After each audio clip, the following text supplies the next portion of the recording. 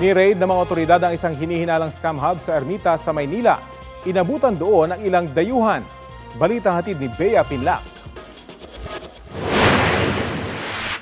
35 Chinese, 24 na Indonesian, 10 Malaysian at 47 Pilipino ang naabutan ng mga otoridad na nagtatrabaho umano sa isang pinaniniwalaang love and cryptocurrency scam hub sa Ermita, Maynila kagabi. Sinalakay ng mga tauhan ng NCRPO, Securities and Exchange Commission at PAGCOR ang isang palapag ng gusali.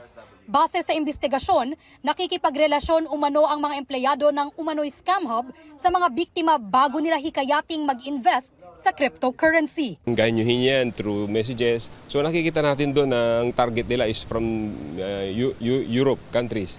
So meron mga doon, para bang automatic na kung ikaw ay Indonesian, ito automatic meron translator na foreign language. Ayun ang isa-send niya ngayon. Para bang ang kausap mo, parang local din.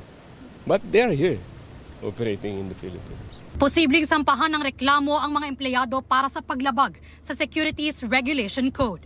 Pinakawalan muna ang mga Pinoy na empleyado habang dinala naman sa NCRPO ang mga foreign national. Nakikipag-ugnayan na raw ang PNP sa Bureau of Immigration para masuri ang mga dokumento nila. Tikom ang bibig ng mga empleyado nang hingan sila ng pahayag. Sa parehong gusali, nagsagawa rin ng hiwalay na operasyon ang mga otoridad para masagip ang 5 Chinese nationals na umano'y illegally detained. Nakausap ng GMA Integrated News ang kaanak ng isa sa mga na-rescue tungkol sa nangyari sa biktima. He doesn't speak in English. Pero ano po nangyari sa kanya?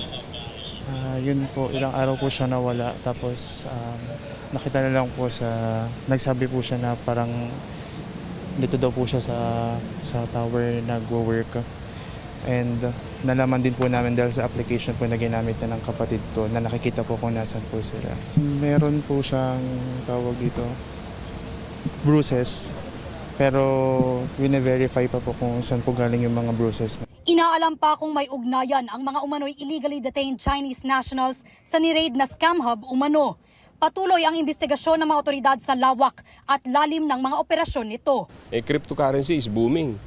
And so kailangan pakita natin na we should have another policy in terms of how to regulate cryptocurrency here in the Philippines.